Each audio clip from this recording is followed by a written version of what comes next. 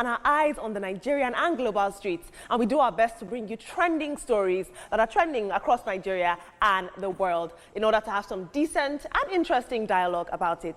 In our first story, the House of Representatives is considering a controversial new law that would punish Nigerians who fail to vote in general elections with either a 100,000 naira fine or 6 months in jail. Now, this bill, which has passed second reading, was sponsored by Speaker Abbas Tajuddin and Honorable Daniel Ago, and it seeks to amend the Electoral Act and make voting a legal obligation for all Nigerians aged 18 and above. Now, according to the bill, any eligible citizen who refuses to vote in national or state elections without a valid reason will be guilty of an offense.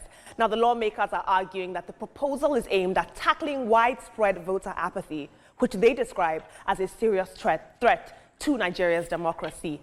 The bill authors point out that despite having millions of registered voters, actual voter turnout remains alarmingly low, a trend that they believe requires their urgent legislative intervention. If this law is passed, it would mark a dramatic shift in Nigeria's approach to civic responsibility. Some people might argue that in a true democracy, the right to vote should also include the right not to vote. I think that instead of punishing Nigerians for this voter apathy, we should look at why they don't want to engage in voting. I'm talking to you, INEC. It's almost like punishing passengers for abandoning a sinking ship, if you ask me. Let's take a look at social media. This is very interesting. So, the latest now we see, House of Rep, they pass a bill. Honorable Daniel and this other guy, Abbas Honorable, and then this other guy, Abbas Tajuddin. So they pass on another bill saying, make voting they compulsory. That is, anybody that above 18 years supposed to vote. If you don't vote, so it's a crime punishable by the law. It's either you pay a fine of 100,000 naira or go to prison for some time, 6 months. So now, the politicians, they said, they don't ask us say why we no want vote again.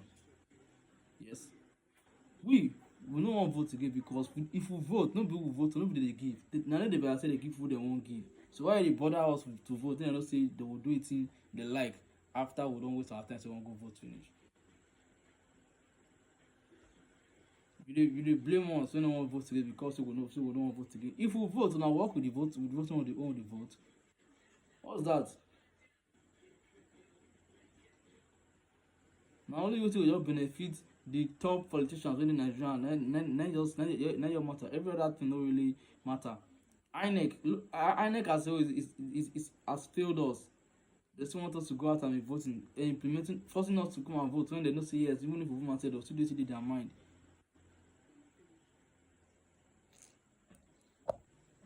Instead of looking for a way to punish the public, why they not feel find way to make us see reasons to vote? Yes, let them explain to us why we need to vote. Let them show us that they can be held accountable. Let them show us their credibility. And first of all, the entire body of INEC is corrupt. As in everybody in the office supposed to vacate. They're supposed to clear them, come out, swap them, put new people for JFS. Then if we know whether we can vote for now. For now like this now, anybody they go for anybody say they go wasting time. Sure you grab. See, because just like saying you could just go there, go vote, choose who you want. At the end of the day, they'll rate it they like. You know, if we vote for either after they never carry their voting list come out, everything they grant there. Very useless, just less people. Neither of people be very